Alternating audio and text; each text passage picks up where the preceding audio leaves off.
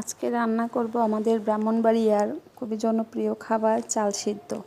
তো রান্না করতে যা যা লাগছে পেঁয়াজ কুচি, আদা কুচি, চাল ভাজি, তারপরে বুট সিদ্ধ, ছিমের বিচি আর চাল যতটুকু তার দ্বিগুণ পানি, তারপরে আপনার শুকনো মরিচ, সরিষার তেল,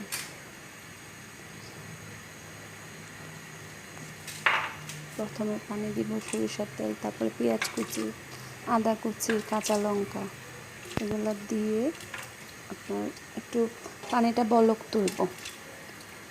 ঢাকনা দিয়ে পানিটা একটু বলক তোলার পরে অনেকে গরম জল দিয়েও করে, আমার আজকে তাড়া ছিল তাই আমি ঠান্ডা জল দিয়েই করলাম। তো বলক তোলার পরে এখন এগুলোর মধ্যে বুটগুলো আগে লবণ দিয়ে সিদ্ধ করে ছিল, ছিমের বিচিগুলো তেলে আগে লবণ পানি দিয়ে সিদ্ধ করা আছে। তো এখন সবগুলো দিয়ে দিব। চালটা এটা লাল চাল না, কিন্তু এটা খোলা টালায় ভাজা চাল। তারপরে শুকনা মরিচ এগুলো সবগুলো দেখবি ঘোটানাটা করে দিব। দিয়ে তারপরে এটাতে আপনার স্বাদ মতো লবণ দিতে হবে, আপনি স্বাদ মতো চিনি দিয়ে আবার ঘোটানাটা করতে হবে। আজকে রান্নার সময় কারেন্ট ছিল না, কারেন্ট গেছিল মামার বাড়িতে বেড়াইতে। ওই দুঃখে আমার আইপিএসও বলে ও ছুটি পাইতে পারে, আমি কি ছুটি পাইতে পারি না?